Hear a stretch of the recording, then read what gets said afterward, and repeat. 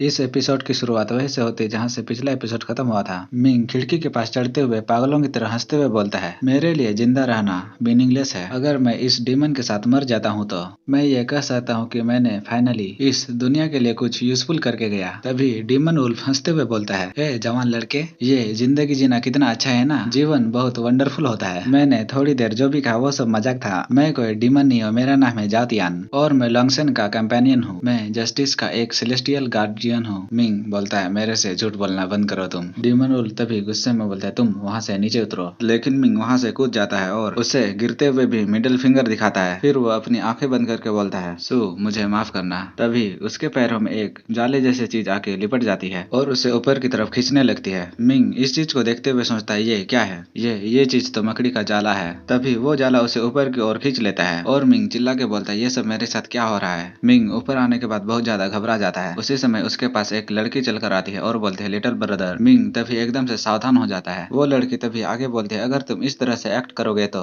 तुम अच्छे लड़के जैसे नहीं दिखोगे। हम देखते हैं ये लड़की एक नर्स होती है। उसे देखकर मिंग बहुत ज्यादा शर्मा जाता है और जातियान के तो मन में जैसे लड्डू फूट रहे होते हैं। तभी वो लड़की मिंग के गालों को टच करती है और बोलती है, तुम्हारी स्मेल तो बहुत डिलीशियस है, तुम चीजों को इतना मुश्किल क्यों बना रहे हो? इसके बाद वो उसके गालों को चाटते हुए बोलती है, ये तुम्हारे लिए कितने दुख की बात होगी ना कि तुम इसे ऐसे ही वेस्ट कर दोगे। मिंग अपने मन में सोचता है, ये सब मेरे साथ क्या हो रहा है? उसी समय वो लड़के बोलते हैं, पनिशमेंट के रूप में तुम्हारी सिस्टर तुम्हें खाने वाली है। इधर जातियान उसे देखकर सोचता है, कुछ तो गलत होने वाला है। साथ ही वो लड़के अपना मुंह खोल लेते जो कि किसी मकड़ी के जैसा होता है। मिंग उसके चेहरे को देखकर बहुत ज्यादा घबरा जाता है और पीछे खिसकते हुए बोलता है, यहाँ तो और एक मॉन्स्टर है। तभी जातियान चिल्लाकर बोलता है, ओए बच्चे, सीजर का इस्तेमाल करो। मिंग इसकी बातों को सुनकर उस लेडी को अपने दोनों पैरों के बीच में फंसा लेता है किसी कैंची के जैसे और बोलता है, मैं समझ गया। उसी समय उस लड़की के दांतों से उसे चोट लगता है और वो बोलता है, ये दर्द कर रहा है। जातियान उसकी तरफ तिरछी नजरों से देखते हुए बोलता है, मैंने तुम्हें सीजर का यूज करने के लिए बोला था, ना कि अपने पैरों को सीजर बनाकर यूज करने के लिए, किसी WWE के फाइटर जैसे। मिंग इसकी बातों को सुनकर बोलता है, क्या?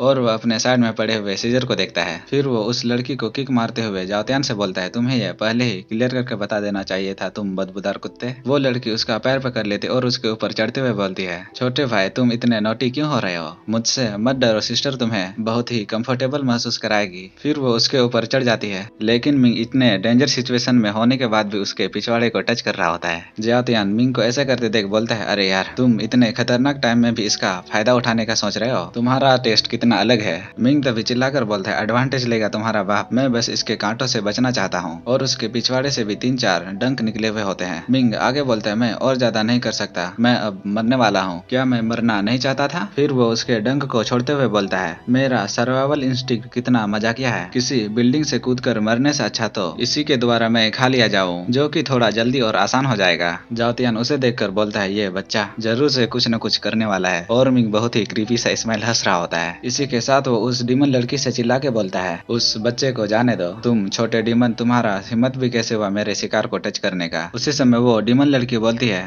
यो, अब तुम महान लॉर्ड तियानगाओ लग रहे हो। फाइनली तुमने अब बाहर आने का डिसाइड कर ही लिया। मुझे लगा था कि तुम बस वहाँ ऐसे ही खड़े रहोगे। इसकी बातों को सुनकर जातियान बोलता है, ओह, तो तुम मुझे जानती हो, फिर भी तुमने मेरे सामने ऐसा करने का कोशिश किया। वो डीमन लड़की हंसते हुए बोलती है, क्या तुम्हें अभी भी लगता है कि तुम वही महान डीमन हो जिसने की तीनों दुनियाओं में अपने खौफ को बनाया? जब तुमने उस गॉड के सामने सरेंडर किया था जिसका नाम यांग जियान था और ये लॉन्गसेन की ही बात कर रही होती है, तुम तभी से बस हेवन के एक वॉचडॉग बन के रह गए हो। तभी जातियान बोलता है, मेरा स्टेट थोड़ा गिर चुका है, इस कारण ये छोटी डीमन भी मुझे इतने गिरे हुए नजरों से देख रही है। साथ ही वो उसके तरफ अटैक करने के लिए बढ़ते हुए बोलता है, मैं तुम्हें टुकड़ों में काट दूंगा। लेकिन जब वो उसके तरफ अटैक करने के लिए बढ़ता है, वो एकदम से वहां से गायब हो जाता है और फिर वो दूसरी साइड पहुंच जाता है और बोलता है, ये अभी अभी यहाँ क्या हुआ? मेरा अटैक फेल कैसे हो गया? क्या ये उस बच्चे के कारण हो रहा है? इसके बाद वो डीमन लड़के बोलते हैं, क्या तुम्हें सच में लगा था कि मैं बिना कोई तैयारी के तुम्हारे सामने आने का हिम्मत करूंगी? मैंने पहले ही तुम दोनों के बीच हुई सारी बातचीत को सुन लिया था। क्या तुमने अभी भी ये रियलाइज नहीं किया? जब से तुम इस बच्चे के साथ जुड़े हो, तुम्हारा सारा डीमन पावर इस बच्चे के द्वारा ऑब्जर्व कर लिया गया है। तुम्हारा बॉडी का साइज भी अब पहले से कम हो गया है, जैसा कि नॉर्मल कुत्तों का होता है। जातियान सोचता है, ये डीमन गलत नहीं बोल रही, मेरा डीमन पावर लगभग से पूरी तरह इस बच्चे के द्वारा ऑब्जर्व होने वाला है।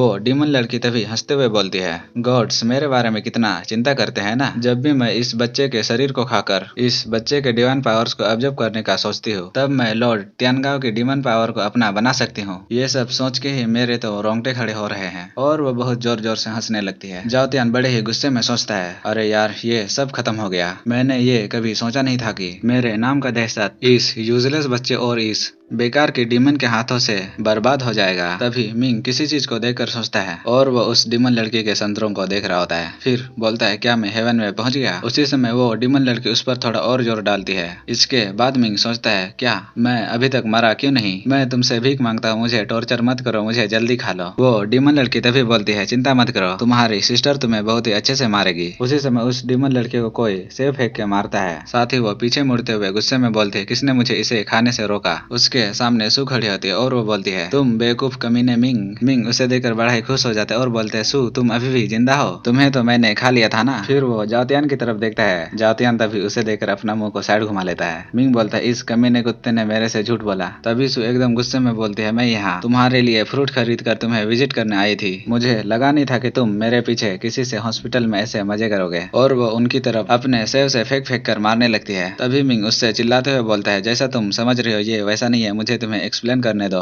वो डीमन लड़की तभी बोलते, जबकि तुमने ये सब देख ही लिया है तो मैं तुम्हें खाकर अपनी भूख को बढ़ाने वाली हूँ। साथ ही वो उसकी तरफ जाने लगती है। तभी उस डीमन लड़की को सामने से देखकर सू बोलते, ये सब यहाँ क्या हो रहा है? ये चीज आखिर है क्या? क्या ये कोई ड्रामा कंपनी से है? वो डीमन आकर सीधे सू के कंधे में अपने हाथ को रख लेती है। उसी समय सू उसके सर में एक जोरदार किक मारती है। फिर वो मिंग से बोलती है, मुझे लगा नहीं था कि तुम्हारा चॉइस इतना घटिया होगा। मिंग उसे समझाते हुए बोलते, तुमने जैसा देखा वैसा कुछ भी नहीं है। वो डीमन लड़की तभी अपने मुंह से निकलते हुए खून को साफ करते हुए बोलती है, तुम इंसानी लड़की, मुझे लगा नहीं था कि तुम्हारे पास इतनी ताकत होगी, लेकिन इस बार तुम लकी नहीं होने वाली। साथ ही वो अपने पीठ से अपने पैरों को भी निकालने लगती है। तुम्हारा किस्मत इस बार तुम्हारा साथ नहीं देने वाला। सू उसे इतना खतरनाक देखकर बोलती है, तुम किस प्रकार के मॉन्स्टर हो? तभी वो डीमन लड़की उसके साइड में एक अटैक कर देती है। सू भी इसे अटैक करते देख अपनी आंखें बंद कर लेती है। इसके बाद वो डीमन लड़की बोलती है, तुम्हारा किक बहुत स्ट्रॉन्ग था, इससे मुझे काफी दर्द हुआ, मुझे तुम्हारे इस दर्द को कैसे रिटर्न करना चाहिए। तभी मिंग सू से चिल्ला के बोलता है, जल्दी वहाँ से भागो, वो बहुत डेंजरस है। उसी समय वो डीमन लड़की अपने जाल से सू को गले से बांधकर उसे ऊपर उठा लेती है और बोलती है, तुम्हारे लिए यहाँ से बचकर भागना इतना भी आसान नहीं है छोटी लड़की। तुम्हारी सिस्टर तुम्हें दर्द देने के लिए और ज्यादा वेट नहीं कर सकती। उसका सिस्टर कहने से मतलब खुद से होता है। तभी मिंग उससे चिल्लाकर बोलता है, मैंने कहा तुम उसे जाने दो। और वो उसके पैरों को अपने हाथों से मारते हुए बोलता है, इसे जाने दो। वो यही बात को बार बार रिपीट कर रहा होता है। मिंग की बातों को सुनकर डीमन गर्ल बहुत ज्यादा इरिटेट हो जाती है और बोलती है, तुम चिल्लाना बंद करो। साथ ही वो अपने एक टांग को उसके सीने में घुसा देती है। मिंग के मुंह से खून निकल जाता है और वो कुछ नहीं कर पाता। सू